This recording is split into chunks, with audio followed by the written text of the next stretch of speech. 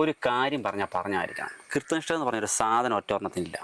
എന്നാ ജിനാസോയ്, ഞാൻ പറഞ്ഞതിൽ 5 മിനിറ്റ് മുമ്പ് ഞാനും വന്നില്ലേ? നീ മുറ്റത്ത് കിടക്കുന്നതല്ലേ, നിനക്ക് വരാൻ ഭയങ്കര സമയം വേണമല്ലോ. ഞാൻ എരുമേലിൽ ഇവിടം വരെ വന്നതാ. ദേ വരുന്നുണ്ട്. ഓ, ഇയാൾ വലിയ രായാവ്. എല്ലാവരും വന്ന് കാത്തിരിക്കണമായിരിക്കും. ഇച്ചിരി പണിത്തിരക്കായി പോയി. സോറിയുടെ പിള്ളേരെ. പിന്നെ ഒന്ന് ചുമ്മാ ഇരിച്ചാണ്.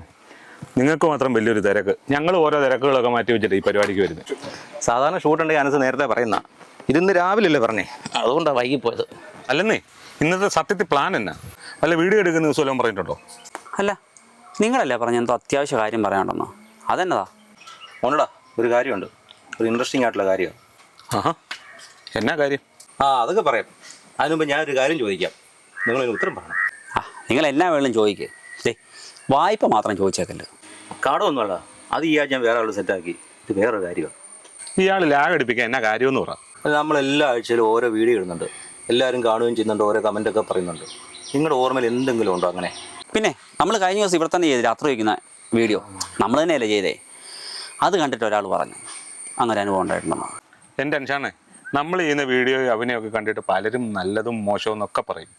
അതൊക്കെ നമ്മളൊക്കെ നല്ലപോലെ ചെയ്യാനൊക്കെ ആയിട്ടായിരിക്കും. അല്ല, ഇതിപ്പോൾ ഇവിടെ പറയാൻ കാരണം എന്നാ? അതല്ലടാ, ഇന്ന് രാവിലെ എന്നെ ഒരാൾ വിളിച്ചു. നമ്മുടെ വീഡിയോ ഒക്കെ കാണുന്ന ആളാ. പക്ഷേ പുള്ളിയുടെ പറച്ചിൽ എന്തോ ഒരു എനിക്കെന്തോ ഒരു അസ്വാഭാവികത തോന്നിയത്.